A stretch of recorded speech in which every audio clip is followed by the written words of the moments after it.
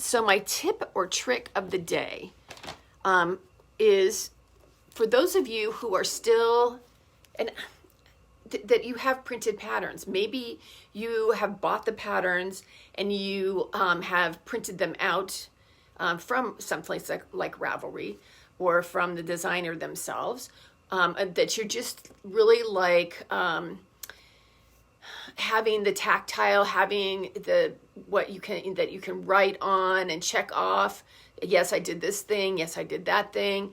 But then how do you keep it? And especially if you're going to use it as a reference for when you go shopping.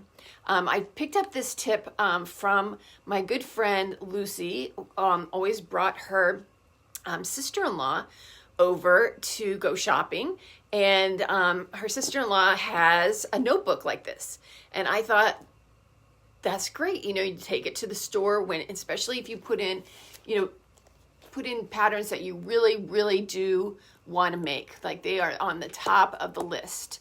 And so the way that I organized mine is that I organized it by weight of the pattern, of the weight of the yarn. This first part is a reference. So in here I have like some stuff about the weights of the yarn and what kind of needles I should use and things like that.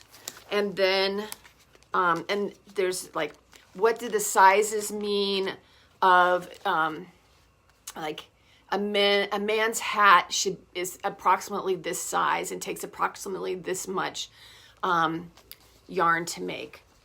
And then each section, like this is the fingering weight section. So I have sections in there all the way up to bulky.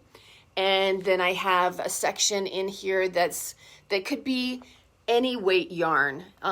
So it's not, size specific. And I think and every once in a while you do have to go through and cull out the things that no longer interest you. You've already made it. You're not ever going to make it again. You're not going to tell anybody to make it. You never need to memorize, remember what the name is.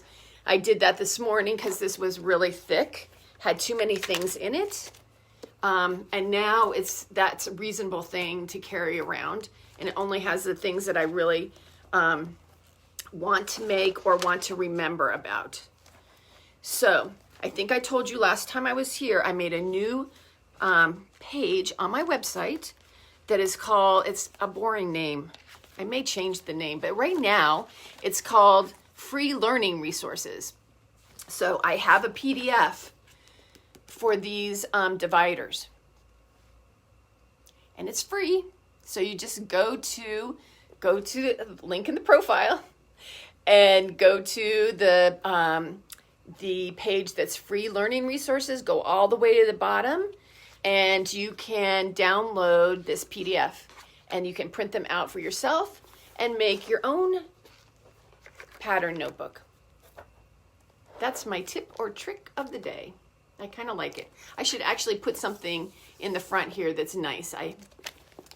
It's boring. I don't even have, oh yeah, I have it marked here, knitting patterns, but I should put something nice and cool in the front.